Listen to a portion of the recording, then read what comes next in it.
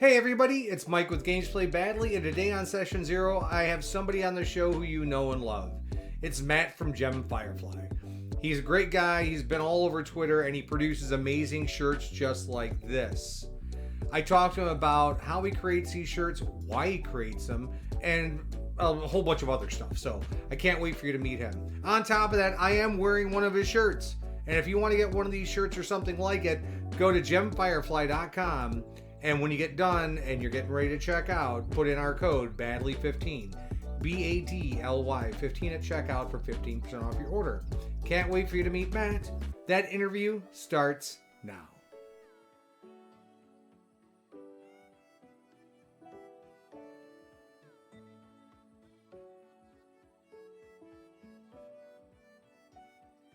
I have a surprise guest.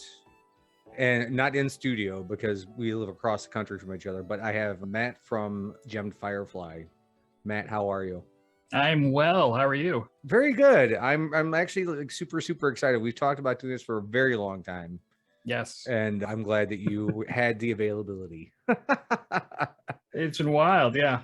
So, yeah, I'm such a shill for your work too. Like here I am. I have your shirt on. I'm drinking out of your mug right now. Cheers.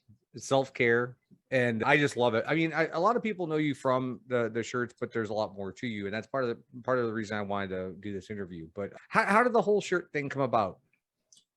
So yeah, Firefly kind of came about in a place of rage. So in like late 2019, it's like the height of like the Trump era. Everything's on fire. Everything's awful. We got riots in the streets, and I'm just like, I hate everything. I'm gonna start doing things that I've always wanted to do, and one of those was make t-shirts and just start putting my art and all these memes to use. And it just kind of so like initially the shirt the company was for me selling basically angry stuff that you couldn't find anywhere else, that people were like, that's how I feel, that's what I want. Yeah. So if like my number one product is still the F around and find out flags. To this day, it's still the best item I got. Oh wow, that's awesome. And yeah, that kind of rage just caught on with a lot of people. And then after months of that, I was like, I need to calm down. So I'm gonna do the things that I actually really like, and that I've been putting off for years and years of doing corporate stuff. And I'm like, I need to get into D&D again. Yeah. I need to do TTRPG stuff. And I started goofing around with it. I was on Facebook, so I started making some of the meme-y stuff that I really kind of like, just things that made me laugh. Shirts that I kind of like really wanted. And I'm like, oh, if I think it's cool, I don't really care if anyone else doesn't. So I just kind of put it out there, and then I poked around on Instagram, and then I landed on Twitter and started talking. I never really even used Twitter before. So it's like, you and me both. Cool. And then suddenly people were like, hey. I'm like, shoot, what? Yeah, right. No, I'm not. You're not supposed to talk to me. I'm just here to watch. Yeah.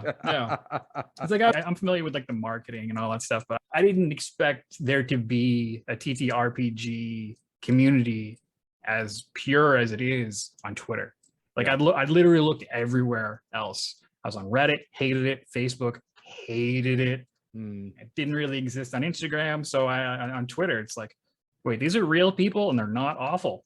Some of these people are genuinely fantastic. And I just like, I got to do whatever I can to put good energy into this. And that's what that's where I am. And it's improved my life so much better. Just like my outlook on things is just so much, I don't know, it's super cathartic. Yeah, right. Obviously, in every one of my videos, I have one of your shirts on because now this is something that nobody knows. Matt and I know this, but Matt didn't come to me and say, hey, I want to sponsor you. I went to Matt and said, you are now my sponsor. That's what I said. Yes, I was absolutely claimed. Yeah, absolutely. Yeah. I was like, I'm peeing on you. You are now mine, like a dog would. And it was not, the sponsorship is not of free stuff. It's not of the discount code that you gave me was out of the absolute best of your heart, because none of that stuff comes back to us. It's literally something that Matt gave me so that way I could give discounts to people who wanted to buy his stuff. But this is it's become a big thing for me, and become a big thing for a lot of our friends, like real in-person friends. They always love the shirts, and they've started to go to the site, and they're a friend of mine's like, can you give me that link again? I keep on meaning to go and take a look because I know there are shirts up there that I want, and blah blah. And you not only do you have the shirts up there, you have the flags as well. And your turnaround time on, I asked you to design something for me, and you had a flag ready for me within, like, I don't know, 45 minutes. Like, here it is. It's up and ready to go. If you want it, go ahead and get it, The Express service VIP package. So absolutely. yeah. Oh, I feel so special. Yeah, you and a few other people, they'd be like, hey, I want this. They, before they're done saying it, I send it back. Like, so now now you're doing all the designs for your shirts, right? I do. Yeah, I do much of them. I have a partner, Kata. She does. Oh, okay. I didn't realize that she was doing shirts for you, because she mentioned I had I was wearing the laser kitty shirt. Is that one she designed? The cat, that's on the table with the laser eyes. Yeah. Or no, I did that one. Okay. There was one shirt that and I was like, wait a minute, did she design this? But that's awesome. Yeah, she's great. Yeah, she's wonderful. She's one of my favorite people in the world. Yeah, she really is. I mean, I fell in love with her just because she's so sweet and just oozes positivity, and everything that she posts makes me smile. And so now your posts as well make me smile, but sometimes they also make me angry, because they're meant to make you angry, because you're invoking emotion. Yeah, exactly. Well, talking to people. Yeah, like some people feel these things and you just need words for it. So well, yeah. Speaking of angry, I will tell you what makes me angry. I saw your design on someone else's site, one of the crying as a free action, and it pissed me off. Yeah. And I actually went through and I wrote a whole thing. I went through the review section, just kind of dumped on. I was like, "You're stealing my friend's work. How can you do this? you crook." Thank you. And I mentioned that to you, and you're like, "It happens." Yeah. That's part of the game, man. There's nothing really you can do about it. Because I mean, the legalities to it, even if it were to happen in one of countries that would actually enforce it, it's still going to take a long time and cost a lot of money. And but most of the time it's from countries that won't enforce it. So you'll hear like it's someone from like the Middle East or from like Vietnam. They do not care about copyright. No. It's, I mean, if you look at Shenzhen in general, I mean, it's an entire area of just rip off stuff. Like they rip off technology and everything. So either way, if you know this to be true, do not buy from those sites, because if they did it to one person, they're going to do it to somebody else. So it might be your favorite t-shirt creator. So don't let that happen. Yeah. So that was one of the things, like, I was just really frustrated for you, because I know you work hard.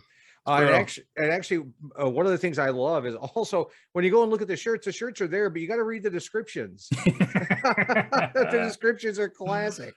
I stopped doing descriptions after a while because no one was reading them, or if they were, they weren't telling me. So like probably like the last, I don't know, 40 or 50 designs don't have descriptions, but the first like 300 do. And they're all, I think, brilliant. So yeah, just pat yourself on the back there. That's fine.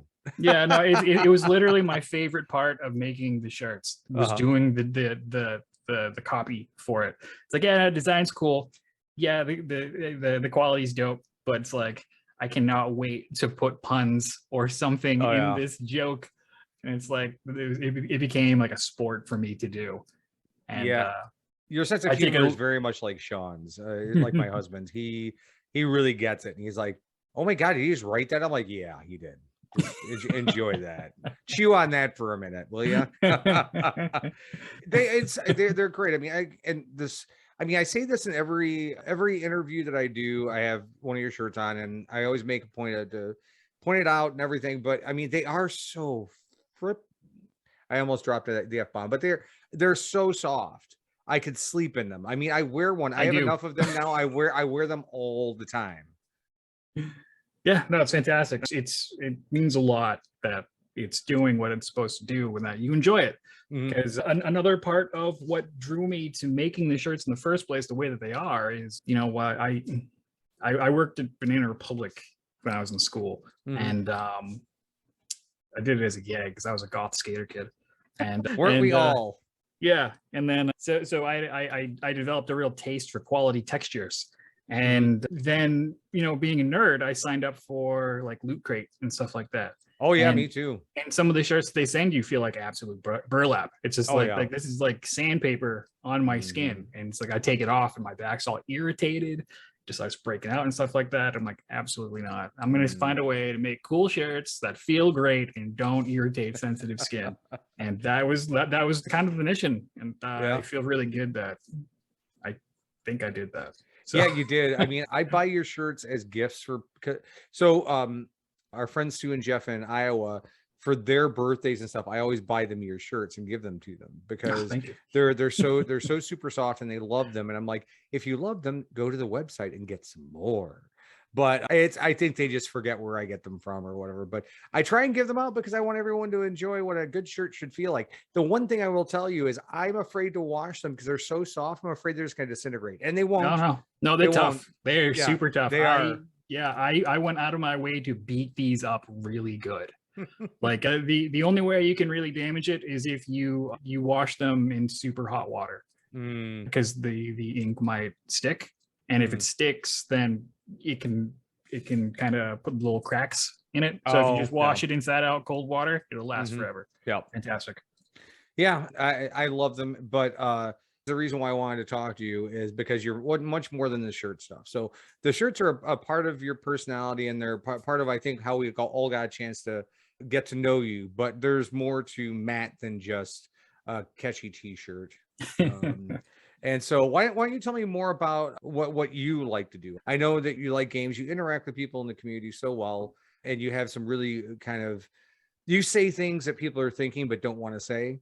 And I like that aspect of it, like, you know, calling out, you know, the bullshit. And so I think that's an important feature that you bring to the table. But what else do you like to do?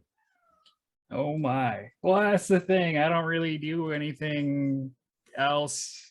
Like I work, and I'm in love with the process. So when I'm not doing this, I was doing music for a little while. That was fun. My magical keyboard broke, so I think I'm on the sidelines for a while. But I just put out, or worked on rather. I'm sure by the time this airs, they'll be out. But I worked with Fig to make two one-shots based on my heritage mythology. And that was super fun. I'm working on games and stuff that I want to put out, things that I've always kind of like meant to do. And it's been tough scheduling all these things because I have a million ideas, and it's just tough kind of like grabbing onto one and seeing it to the end. Yeah. Well, believe me, I understand that. You know, I mean, it's the more you want to create, the less time you have to create it. Yeah. You know, that's a great way of putting it. Can you hear my cat? No. You can't. Can you hear my wife cooking? No, but I can smell it. It smells wonderful.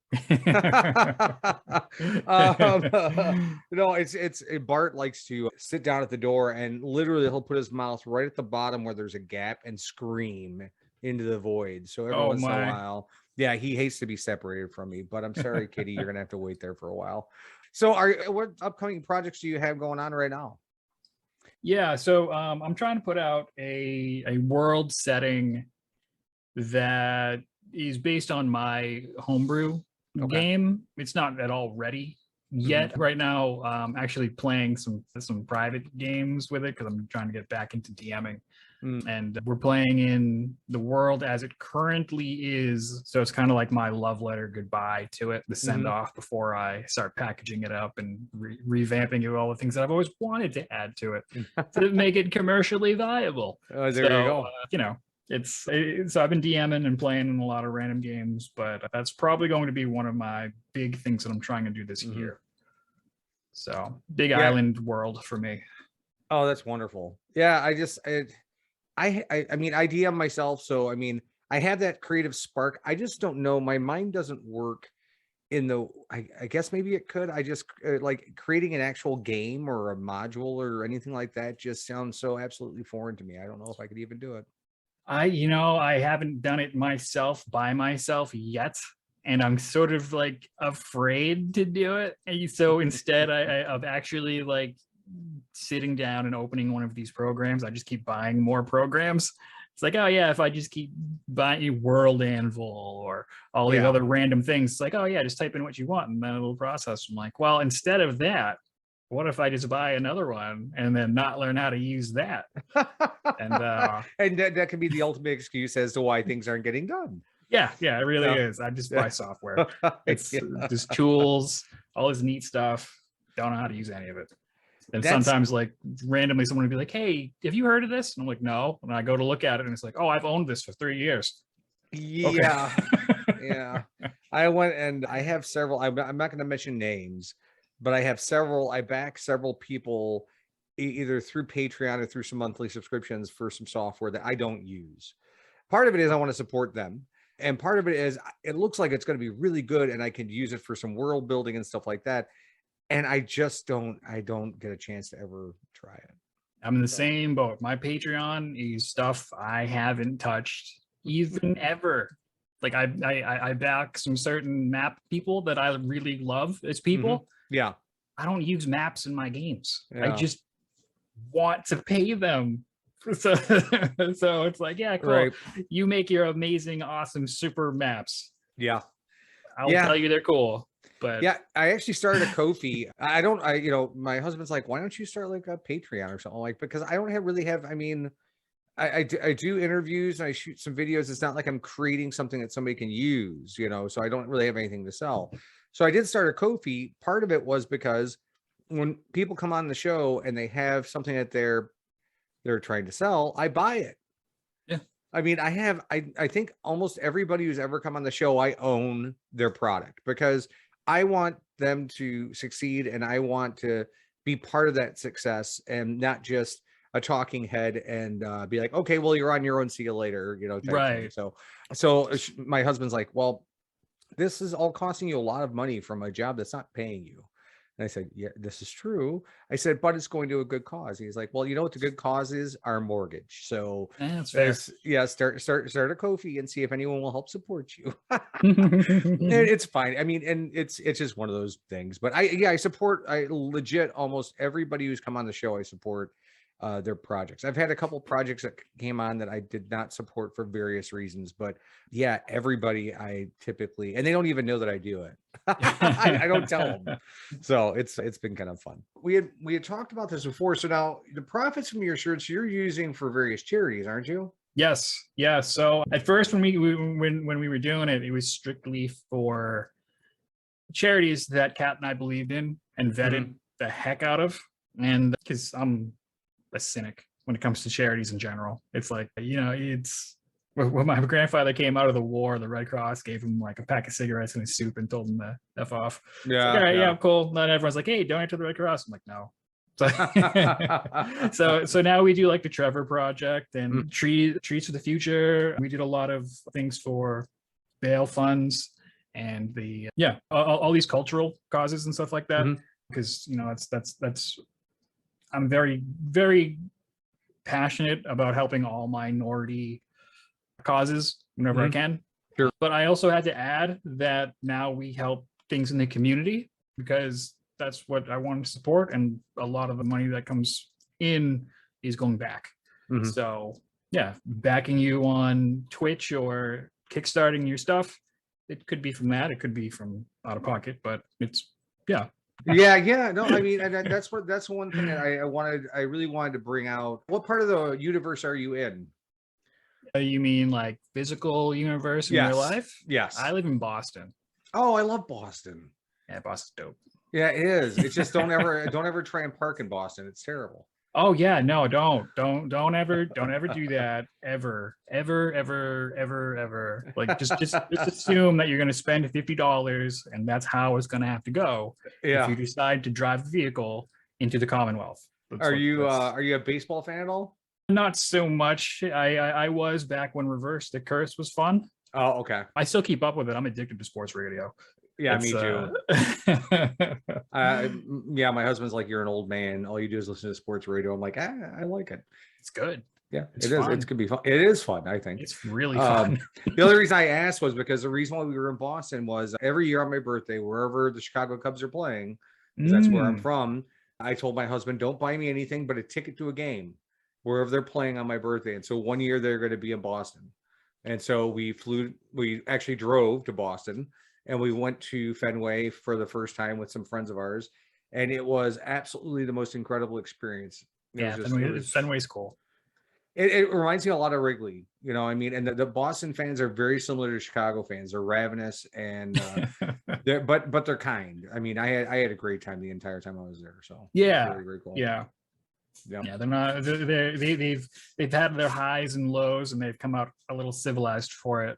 And they understand, I think, the fleeting feelings of sports in general. It's like there's no point in keeping hate with sports, because it's like, hey, and especially if you're in Boston, you're not allowed to be upset because you just dominated football for like 2 decades. Yeah. So remind me. I'm spoiled, but I was a fan before Brady, so it's like right. I remember Drew Bledsoe. It's like that was like when the Cubs were on, when they were improving in like 2014. There were so many people that came out of these fair weather fans that came out of nowhere. And I'm going, you know what? I was paying to come to Wrigley when they sucked. That's this is decades I've been paying to go there. And you're just now like, you're now a lifelong fan and you've only been watching them since like late 2014. I'm like, go away. Right. But I'm not hating for everybody watching. It's just one of those little annoying things when you're a sports fan. Speaking of fans, so you're obviously a fan of D&D. How'd you get into D&D? Oh boy. So I was first introduced to D&D when a friend of mine in elementary school went away to some random camp and came back and said, hey, I got this game. And then we never played it. And then, but I heard about it. I kind of understood it. And then I didn't get back into it until much later. And I was actually kind of homeless at the time. And I was playing it. So I ran into... I had some friends, some street friends, and we kind of got into it. And I started playing D&D with ex-cons and drug dealers, and doing so kept them out of trouble. So there you go. It was a lot of fun at the time because we had a lot of like interesting characters sit down at the table. And I ran it. I was a kid. So I was like 15.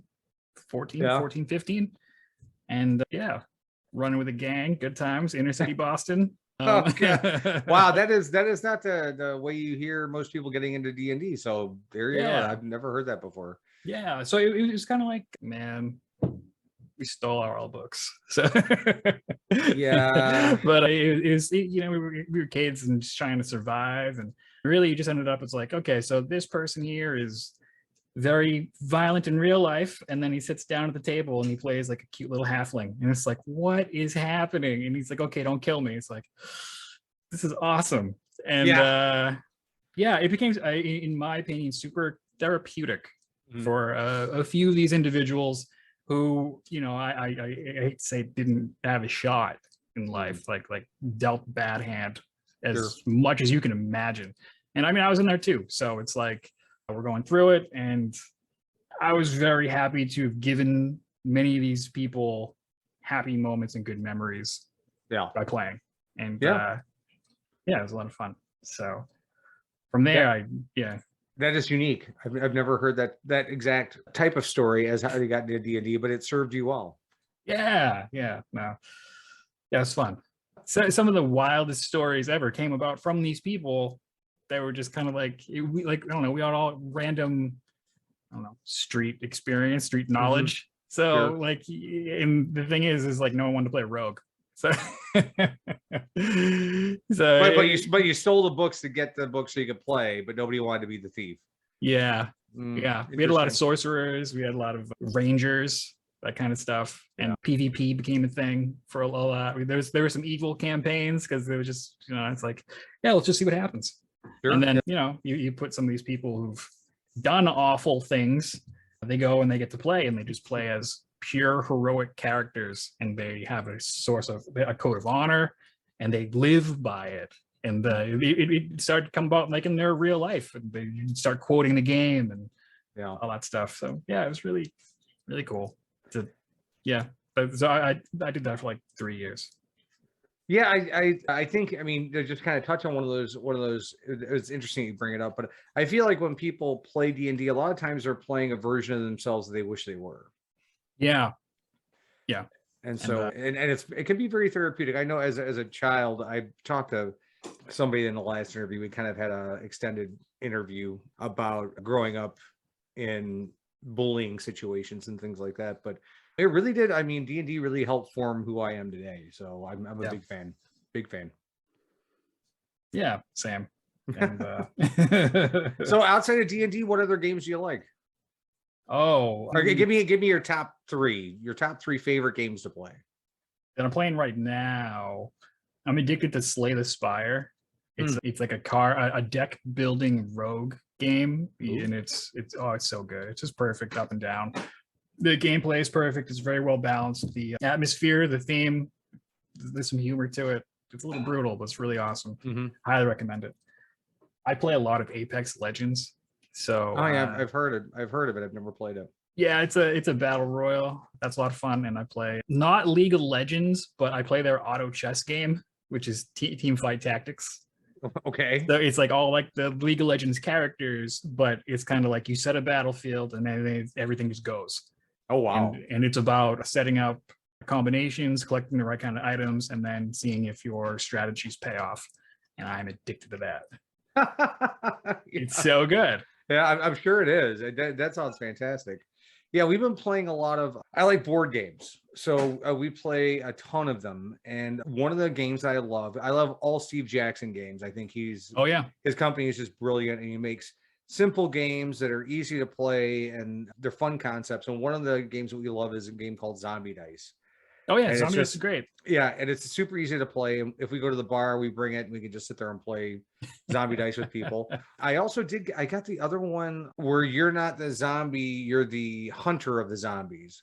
And all the dice look like bullets. Oh, okay. And I forgot what it's called, but that one's not quite as fun. But the Zombie Dice is excellent. And then I backed this game on Kickstarter, which I absolutely love, called Dice Miner. Yeah, if you ever get a chance, look up Dice Miner. It is basically, it's a resource management type game, but you have like the side of a mountain and you pour all these dice randomly onto it, and each die represents certain things. And so you have to pick these dice, and how you pick them determines on what you score. And so the person with the highest score wins. That sounds so dope. It is, I'm going to tell you, by far one of the best things I've ever kickstarted. It is so much fun. We love it. So yeah, we used to do a lot of board games before the pandemic, and like I'm a recluse, so I don't go out at all, ever. And that was before the pandemic. like I'm going on like 3.5, 4 years of not leaving my house. And I kind of love it. So I got up. And it's great. And but we used to have friends come over all the time. We play resource management games. Like we had one called Ground Floor. It was about building a business. Oh, interesting. And it's up to you to decide what kind of business you want and how you decide to fuel it. There's like marketing for it and research. Oh, wow. All additional stuff. It's a super complex. It's one of those games that almost takes longer to set up than to play. Yeah. We get that. We got another one that's called Scoville, which is you plant and grow and cook with random peppers. Yeah. And that's the whole game, and it's like super cute and really fun. Yeah. No, my wife loves those games, so especially Scoville. She beats me every time. if there is one game that I will take from their resource management, there's a game called Power Grid. Oh, Power Grid, yeah. And Power Grid, I think it's the actual German name for it is Funkenschlag, but I don't know how I know this, but I do. But Power Grid is, you want to talk about pain in the butt to set up. Yeah. And there are just all these little fiddly pieces that you have to move around, but I love it. My husband's not such a fan, so yeah. But what are you gonna do? Yeah. Matt, I really enjoy having you on, and we could talk for hours and hours and hours. It doesn't mean we won't talk again, but I do this funky thing in my interviews where I do what I call lightning round. So cool. I'm gonna give you some hard-hitting questions and you're going to give me basically the first thing that comes into your head, and you can give me an explanation if you want to, but you don't have to. So Okay, I'm dyslexic. I'm gonna do my best because normally whenever I think fast, everything just tries to come out at once and it all freezes in the doorway. and I am also dyslexic, so I get it. Yeah. And so my first heavy, hard-hitting question is vanilla or chocolate? Oh, vanilla. Yeah. I'm getting a lot of vanilla lately. It's the more complicated flavor. I guess it And you can work is. with it.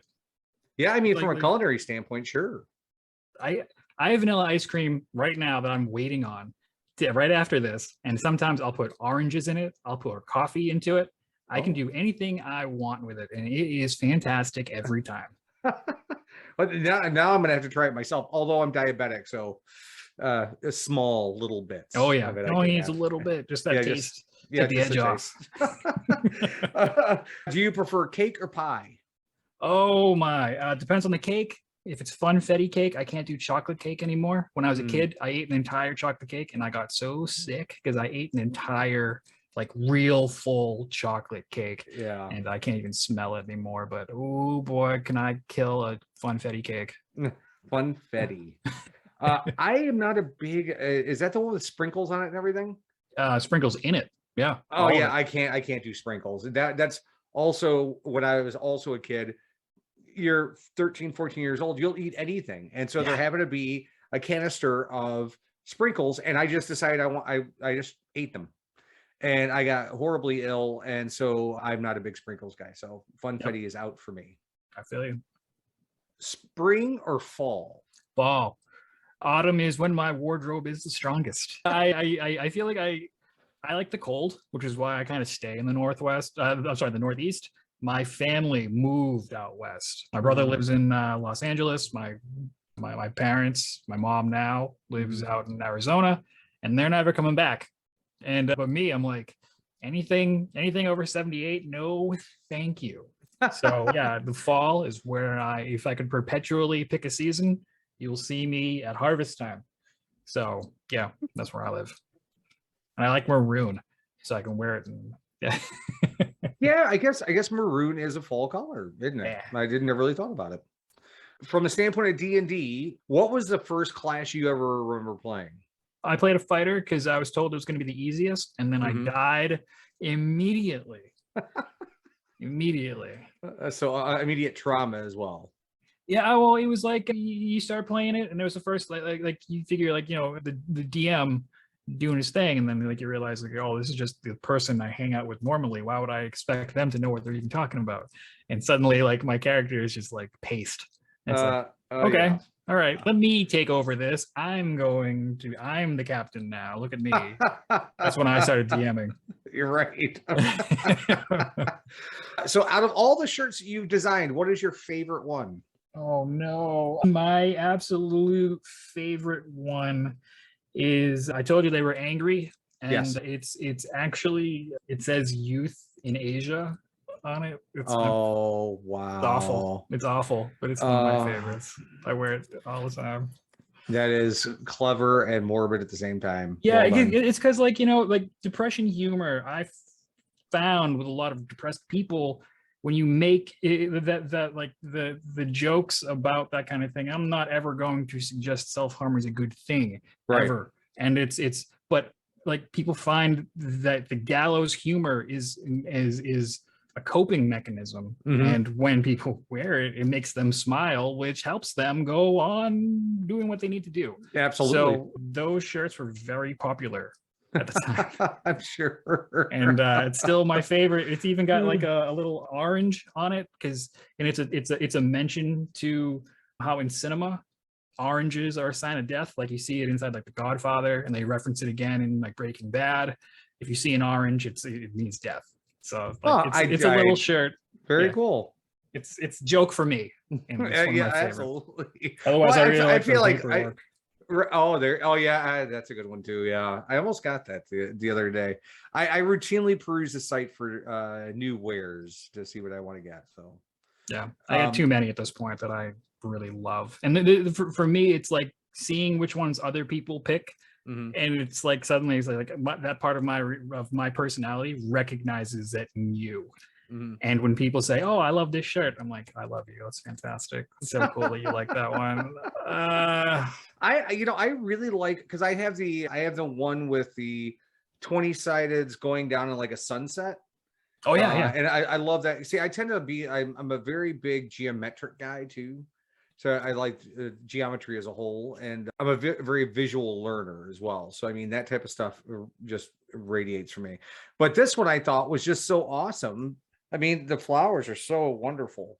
That's so fun to make. Yeah, it's just a lot of fun, and people love them. I mean, I wear the Dungeon Glitch shirt, not thinking that people don't know what that is. And so they just kind of look at it and they cock their head, and I'm like, don't worry about it. You know, it's not a big deal. It's whatever. So, and then the crying is a free action was one of the first ones that I got. I absolutely love that shirt. It was so appropriate for the time in which we got it. You know, Another favorite one of mine is like when I'm doing some of these designs, I like taking things and hiding them in the designs, so it looks like from far away it's like, oh, it's a cute sunflower shirt, but if you look at it up close, the stem says like "F it" or something like that, it does. or something like that. Yeah, I own that shirt too. Oh yeah, my wife loves sunflowers, so it's like, I have to make this.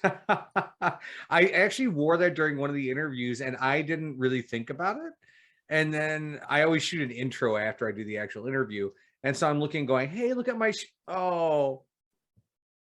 don't look too close. It's fine. If you don't mention it, some people won't notice it. This is true. But because you can hide it, a friend of mine, her entire Frisbee golf league of like women that play Frisbee golf, they all got the shirt.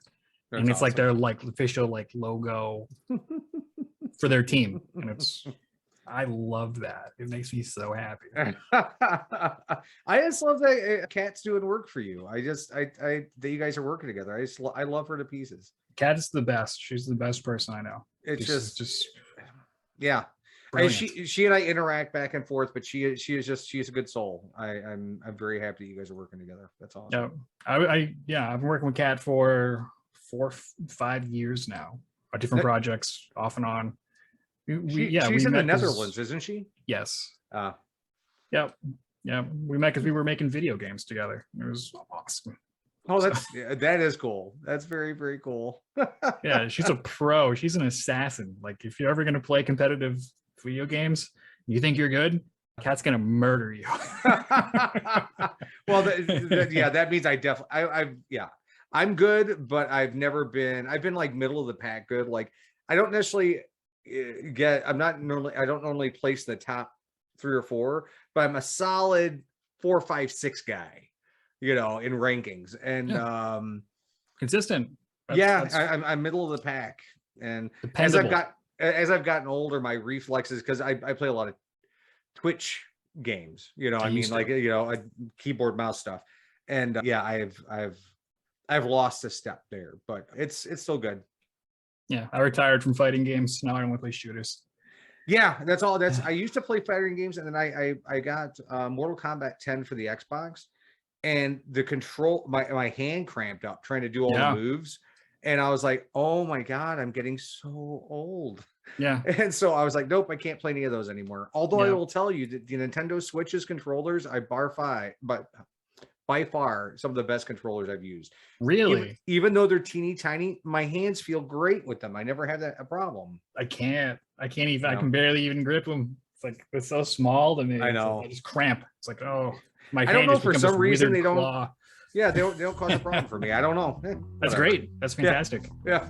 And then I sold my Switch to a friend of mine who desperately wanted one, and she really needed it to just kind of get through the pandemic. Sure. So I was like, I'm not using it here, just take it and have fun.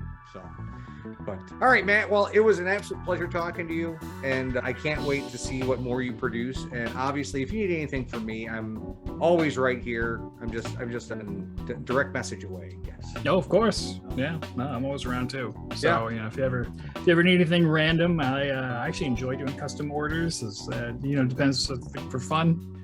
And anything I can do to hype you up. I'm a big fan. Yeah, look forward to seeing what you're doing, and thank you so much for coming on. It's great to finally put a face to a name. Well, thank you very much for having me. I literally have been looking forward to this for like a year. So You're very, very kind. Thank you. Well, we'll talk soon. All right, you got it. Okay. Thank you.